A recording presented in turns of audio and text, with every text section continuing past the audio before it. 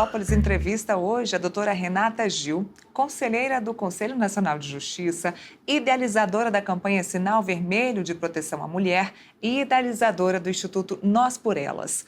Doutora Renata, obrigada pela entrevista. Hoje com um tema muito especial, que é o Dia Internacional da Mulher.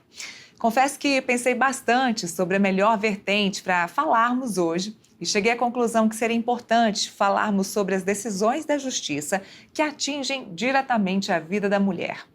Eu recebo constantemente denúncias de mães brasileiras que lutam para ter a guarda dos seus filhos que foram levados para outro país. Conversando com essas mães, elas alegam total falta de apoio do governo brasileiro, falta de apoio da embaixada e até mesmo do judiciário. Muitas delas tiveram decisões negativas da justiça brasileira que usa o Tratado de Haia para impedir o contato entre mãe e filhos. Sei que esse tema será julgado em breve pelo Supremo Tribunal Federal. O que podemos esperar da Suprema Corte? Esse é um momento de quebra de paradigmas. A gente tem conversado muito com as instituições do governo brasileiro, tanto o Itamaraty como a Advocacia Geral da União, que tinham um posicionamento muito firme e muito severo no sentido da aplicação da Convenção de Haia em seus termos estritos. O que nós estamos pleiteando, em razão do que vem acontecendo com as mulheres imigrantes, né, as mulheres brasileiras que vivem fora do Brasil, é que a Convenção tenha uma interpretação mais ampla.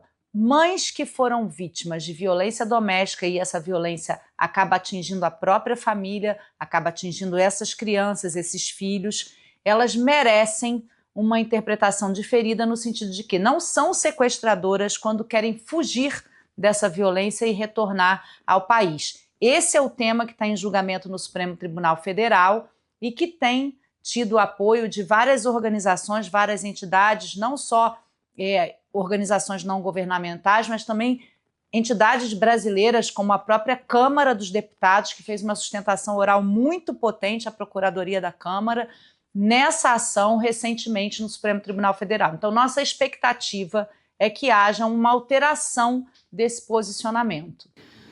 Doutora, e o que precisa ser modificado? Qual é a ideia de modificação para o Tratado de Haia nesse sentido? Aí que a gente abrange relação de mães e filhos e mães que estão tendo os seus filhos levados por cônjuges ou por parceiros para fora do Brasil.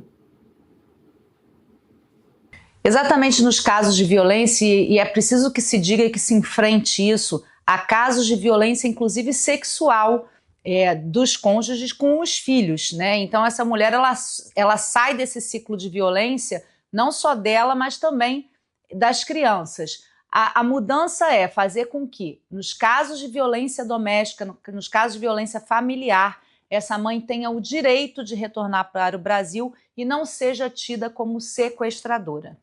Bom, outro tema muito importante, que também será julgado pelo Supremo, é a questão da igualdade salarial.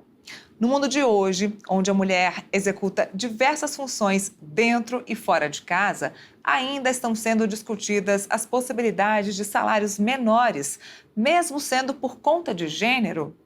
Isso é o maior absurdo. A gente teve no ano passado 2 ações apresentadas pela Confederação Nacional da Indústria e Confederação Nacional do Comércio no Supremo Tribunal Federal, especificamente em março e abril do ano passado, utilizando um princípio constitucional da livre iniciativa para justificar que homens e mulheres tenham salários diferentes exercendo a mesma função.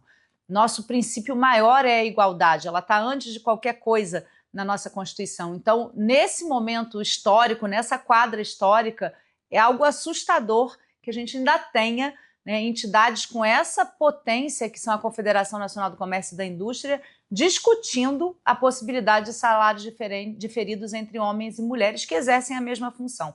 Eu acho que é um preconceito completamente odioso e não pode ser admitido. A própria propositura da ação já me causa muito espanto, para não dizer o mais. Bom, são instituições, são conselhos grandes que estão discutindo esse tipo de divergência de salário, de diferença de salário. Quais são os argumentos que eles utilizam para criar essa diferença salarial aí entre gêneros, sendo que homens e mulheres estariam competindo, trabalhando nas mesmas funções?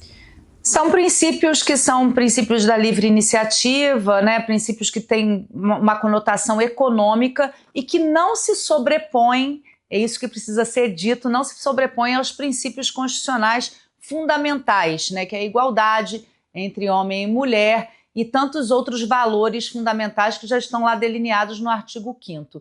Então, me parece que isso é uma subversão da interpretação da nossa Constituição, que é uma Constituição cidadã, que eu tenho muito orgulho e que protege, sim, as mulheres e as minorias no que pertine não só à sua vida pessoal, mas também aos valores relativos ao trabalho. Doutora, e de que forma a mulher ela pode lutar, ela pode brigar ou reivindicar que tenha o seu salário, que tenha as mesmas possibilidades de trabalho, as mesmas daquele homem que exerce o mesmo cargo na empresa que ela trabalha ou em outras empresas aqui no Brasil? Propor as ações pertinentes, isso é inconstitucional, né? Na verdade, qualquer discriminação de salário no exercício da mesma função já não é admitida pela nossa Constituição, é buscar mesmo o apoio da justiça, e ela terá, porque, como eu disse, os princípios constitucionais que garantem a igualdade de gênero, né, eles se sobrepõem a qualquer outro princípio que tenha conotação econômica. Bom, eu agradeço muito a participação da senhora aqui no Metrópolis Entrevista. Obrigada por estar sempre à frente aí das questões femininas, de proteção da mulher, de falar da mulher na justiça, no judiciário, agora aí no Conselho Nacional de Justiça, estando à frente de todas as pautas que chegam até lá, que têm relação com a mulher, mesmo dentro ou mesmo fora do judiciário. Obrigada mesmo por estar à frente aí, cumprindo esse papel, e a gente te espera numa outra oportunidade. Muito obrigada. Eu que agradeço e quero dizer que vocês tocaram aqui no Metrópolis em 2 temas muito relevantes, que são temas novos, né, que é a questão da igualdade salarial e essas novas ações que foram propostas e a questão da nova interpretação da Convenção de Haia. Nesse dia 8 de março é muito relevante que a gente esteja discutindo esses novos caminhos que a justiça brasileira precisa adotar com relação ao gênero.